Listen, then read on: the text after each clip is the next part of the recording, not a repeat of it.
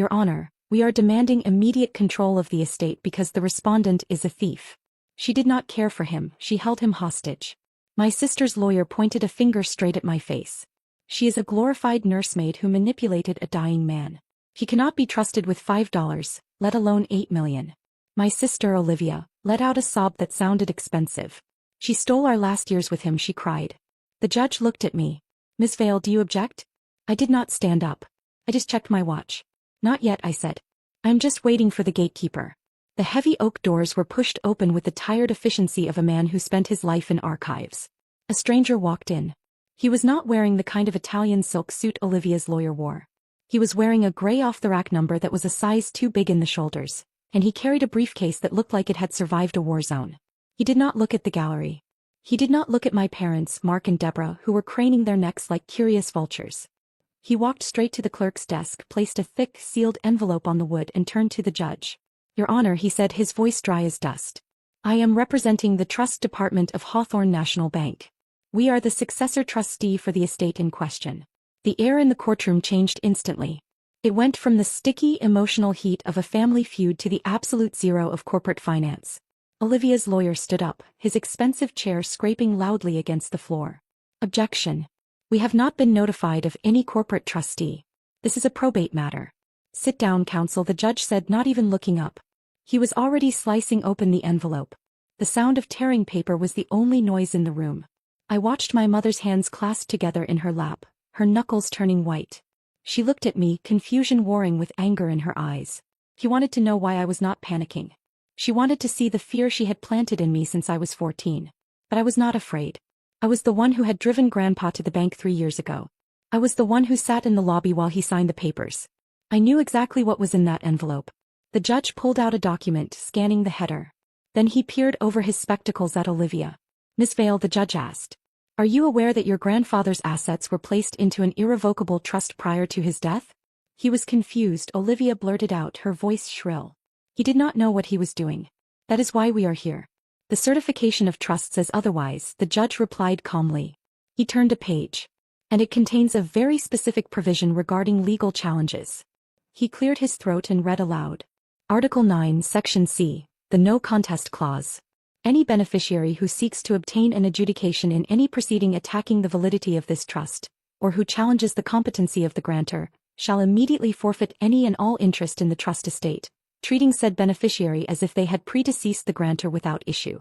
The silence that followed was heavy, suffocating. I looked at my father. Mark's mouth hung slightly open.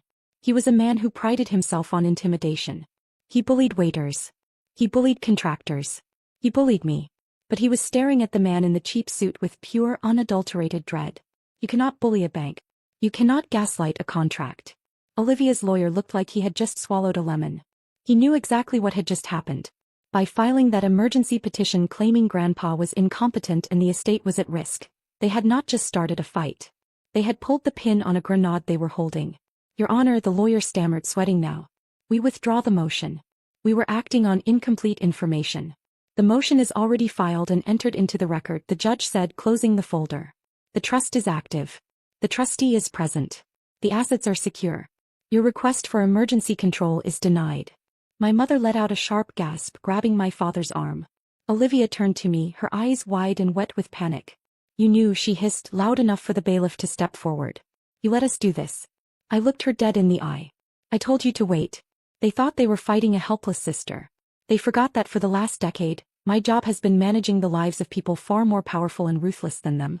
I did not need to scream. I just needed to let them sign their names on the dotted line. The trap had snapped shut. And they were the ones who set the bait. The courtroom buzzed with the low, frantic energy of a hive kicked over. Olivia's lawyer was leaning over the table, whispering furiously to my parents. My mother, Deborah, looked like she was trying to shrink inside her morning coat. My father, Mark, just stared at the empty space where his millions used to be, his face a mask of sweating, red-faced disbelief. They looked terrified. For the first time in my life they looked small. I leaned back in the hard wooden chair and watched them unravel. It was fascinating, really. Like watching a building collapse in slow motion. You see the cracks before you hear the sound.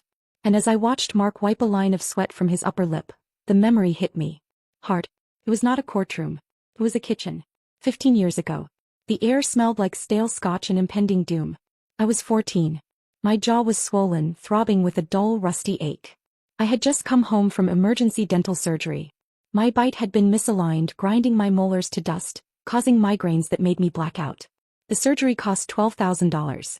That same week, my parents' construction business filed for Chapter 7 bankruptcy. They sat me down at the table. My mother was crying, the same performative, jagged sobs she was using right now in court. My father was pacing, a glass of amber liquid splashing over his knuckles. We lost it all, Mark had roared, slamming his hand on the table. The house. The trucks. The contracts. Gone. He pointed a shaking finger at my swollen face. Because of you. If we had not spent that capital on her teeth, he told my mother, ignoring me like I was a piece of furniture, we could have floated the loan. We could have survived the quarter. He drained us, Dip. She bled us dry. I believed him. God, I believed him. I sat there, 14 years old, mouth full of cotton gauze, and accepted the weight of their failure. I took it onto my narrow shoulders. I internalized the idea that I was the money pit. The bad luck charm. The reason they went from country clubs to rentals. They told that story to everyone. Thanksgiving. At Christmas. We would still be in the big house if Caitlin had not needed that surgery. It became family lore. A convenient, jagged rock they could throw at me whenever they needed a scapegoat for their own incompetence. Then Olivia came along. Born 3 years after the crash, right when Dad scammed his way into a new loan. She was the phoenix. The fresh start. She was untainted by their failure. He got the dance lessons. He got the private tutors. He got the love. I got the bill. I spent my 20s paying a debt that did not exist. I paid their rent when Mark forgot to save for taxes. I bought their groceries when Deborah spent the food budget on a networking lunch. I thought if I paid enough, if I bled enough, eventually the ledger would balance. Eventually they would forgive me for existing. It was not until I started working for my boss, a man who actually understood how money works, that I ran the numbers. $12,000 does not bankrupt a multimillion-dollar company. Fraud does. Embezzlement does. Spending operating capital on vacations does. They did not lose the business because of my teeth. They lost it because they were greedy, stupid, and arrogant. But a narcissist cannot look in the mirror. They cannot hold their own shame. They need a trash can. I was the trash can. I looked across the aisle at them now. Mark caught my eye. For a second his expression shifted. He looked at me the way he used to look when he needed rent money, expectant, demanding, assuming I would fix it because I owed him. He thought I was still that 14-year-old girl with the swollen jaw, desperate to be forgiven. He opened his mouth, probably to mouth the word, fix this. I held his gaze. I did not blink. I let the silence stretch between us, cold and heavy as a tombstone. You blamed me for your bankruptcy, I thought. You made me carry your shame for 15 years. You called me a burden while I kept a roof over your head. That you wanted a burden? You just found one. The ledger was closed. And I was not paying the balance this time. Olivia went still. The kind of stillness that happens right before a glass shatters. The judge had just told her that by filing this motion, she had effectively written herself out of the will. $8 million was evaporating in front of her eyes. I watched the realization hit her. It was not grief. It was the terrifying math of a lifestyle she could no longer afford. She stood up. Her hands gripped the table until her knuckles turned white. Then the tears came. Instant, flooding, racking sobs. It was a performance worthy of an Academy Award. He was not in his right mind, she wailed, turning to the gallery, then the judge. He made him do this. He brainwashed him. The judge frowned. Ms. Vale, those are serious allegations. It is the truth. Olivia pointed a shaking finger at me. She isolated him. She cut the phone lines. He changed the locks. For 3 years we tried to see him and she treated him like a prisoner. That trust is not his will. It is hers. It was the nuclear option. Elder abuse. Undue influence. The magic words that freeze probate courts and launch investigations. My father, Mark, saw his opening. He jumped up, ignoring his lawyer's hand on his arm. It is true, Your Honor, Mark boomed, his voice thick with righteous indignation. She physically barred us from the property. Last Christmas Eve. We went there to give my father his presents. We stood on the porch in the freezing cold, begging to see him. She locked the door and laughed at us. She would not let a son see his dying father on Christmas. The gallery murmured. The judge looked at me, his expression darkening. It was a damnable story. A cruel daughter keeping a loving family away from a dying man on a holy night. Kept my face blank. I sat perfectly still. But in my head I was back in that hallway. December 24th. 11:30 p.m. Grandpa was in the hospital bed in the living room. He was on high-flow oxygen, his lungs failing, his anxiety spiking every time a car drove past. I was measuring his morphine dose when the pounding started. It was not a knock. It was a fist hammering against the wood. I crept to the peephole. Mark and Deborah were there. They were wearing Santa hats and holding half-empty wine glasses. They were stumbling. They were not there to visit. They were there because they had left a party early and wanted to perform a family moment for their Instagram stories. "Open up, you little leech," Mark had screamed through the wood. "We know he is in there." Grandpa had gripped my wrist, his eyes wide with terror. "Do not let them in," he wheezed, his oxygen monitor beeping an alarm. "Please, Katie. I do not want them to see me like this. Do not let them in." I checked the deadbolt. I turned off the porch light. I sat on the floor by his bed and held his hand until the pounding stopped and their car peeled out of the driveway. That was their loving visit. A drunken raid in the middle of the night that nearly gave a dying man a heart attack. But in Mark's mind he was the victim. He believed his own lie. He genuinely remembered it as a rejection, not an assault. That is the thing about narcissists, they rewrite history to make themselves the hero of every tragedy. "Your Honor," Olivia's lawyer said, seizing the momentum. "If the decedent was isolated and coerced, the trust is invalid. We move to suspend the trustee's authority pending an investigation into elder abuse." The judge looked at me. "Ms. Vale, do you have a response to these claims?" My palms were sweating, but I kept my hands folded on the table. This was the moment. If I argued, it was my word against theirs. If I screamed, I looked unstable. I needed them to commit. I needed them to put it on the record under oath. I looked at the trustee. I gave him a single small nod. I stayed silent. "Counsel," the judge said, turning to the man in the cheap suit. "Does the trustee have any evidence regarding these allegations of isolation? Was the decedent prevented from communicating with his family?" The trustee did not rush. He opened his briefcase and pulled out a heavy leather-bound book. It was battered, the spine cracked from use. It was Grandpa's journal. "We do, Your Honor," the trustee said. "But it does not show that Ms. Vale isolated the decedent. It shows that the petitioners abandoned him." He walked to the clerk's desk and placed the journal on top of a stack of papers. "I am marking this as Exhibit B, the decedent's personal log, colloquially referred to as the rejection ledger. And I am pairing it with Exhibit C, 5 years of itemized AT&T cellular records for the account registered to the decedent." Olivia stopped crying. The sudden silence from her end of the table was more telling than her sobs had been. He stared at that book like it was a bomb. "State your case," the judge ordered. The trustee opened the book to a marked page. Entry dated March 12th. The petitioner Olivia Vale's birthday. He read Grandpa's handwriting, his voice void of emotion. "Called Lyft to sing happy birthday. Sent to voicemail. No call back." Then he picked up the phone bill. AT&T record for March 12th.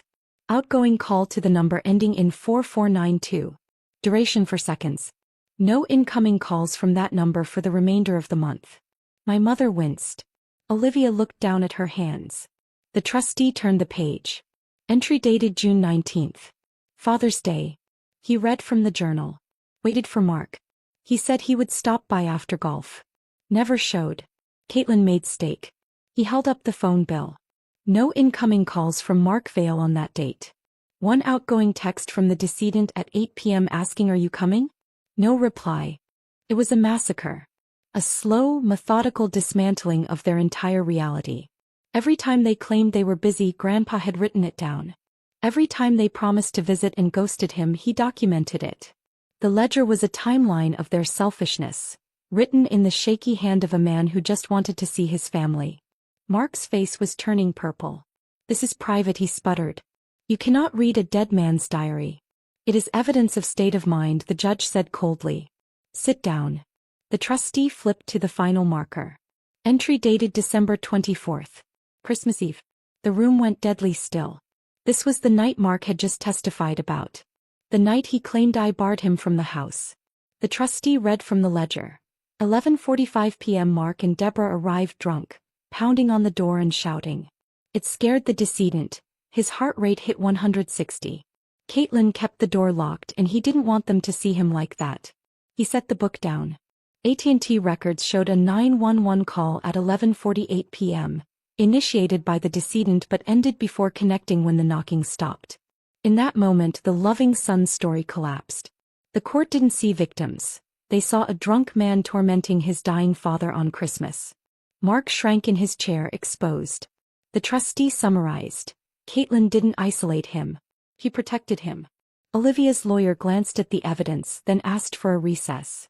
Denied, the judge said. You made the accusation. You opened the door. Now we walk through it. He turned to me. Olivia claims Grandpa was incompetent when he signed the trust. Did I have a response? I nodded. It was time. Yes, Your Honor. I didn't just care for him, I managed him. And I knew this day would come. The lawyer lunged with objections. He was 89 on heavy pain meds, paranoid. A scribbled notebook isn't proof. It's decline.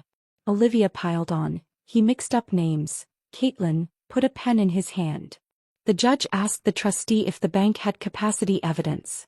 The trustee looked at me. My cue. I didn't tell him where to sign, I said. I managed his schedule. I managed his estate. And I knew the second he died you'd come for the money and call him crazy. I faced the judge. The morning the trust was amended, I scheduled 2 appointments before the bank. The trustee produced the file. Exhibit D, an affidavit of capacity signed by 2 forensic psychiatrists, completed 2 hours before the signing. Both found him oriented, lucid, and fully aware of his finances and family dynamics. The sessions were video recorded and the files were submitted to the court. In the recording, he plainly states he's protecting his legacy from Olivia's spending plans. Olivia went pale and screamed. Those doctors cost $5,000 a day. I couldn't afford them. I didn't pay them, I said calmly. I scheduled them. The trustee held up 2 canceled checks, paid from the decedent's account, signed by him, memo line, capacity exam, cleared 3 months ago. Silence. The judge's voice dropped. Olivia's side had just sworn he was incompetent, yet the court now had video and expert testimony proving lucidity. That is perjury, the judge said. And since this petition sought to seize assets based on that lie, it's also attempted fraud. He dismissed the petition with prejudice, ordered a sanctions hearing and ruled the no contest clause triggered. Olivia left with nothing. The gavel fell. Outside in the parking lot, my family looked wrecked beside their leased Mercedes. Mark tried to bargain. Appeals, family splitting the money. I stared at him and repeated his words back. Taken care of? Like when you put utilities in my name and ruined my credit. He pleaded about debts and losing the house. You were finished 15 years ago, I said. You just used me to keep the lights on. Olivia lunged and grabbed my arm. I didn't flinch. Let go, or I call the trustee and add assault to the list. I unlocked my car. My mother wailed that they had nothing. I started the engine and looked my father in the eye. You're right, Dad. You have nothing. But at least you don't have a burden anymore. I drove away. 3 weeks later, the trustee called. The transfer was complete. Liquid assets deposited, deeds recorded. The court entered the final order. Olivia was hit with $150,000 in legal fees and was heading for Chapter 7 bankruptcy. During discovery, auditors found discrepancies in my parents' business debt story. An IRS audit was underway. In Grandpa's quiet study, the battered leather ledger sat on the desk. The book that saved me. I read the last entry. He saw the truth, knew I was the only one who paid my dues and wanted to protect me from the people who only saw a bank account. Then I opened my contacts. Dad. Olivia. I didn't block them. I hit delete. One by one. They weren't family anymore. Just strangers who used to know a girl who paid their rent. And this time when they came knocking, I didn't open the gate.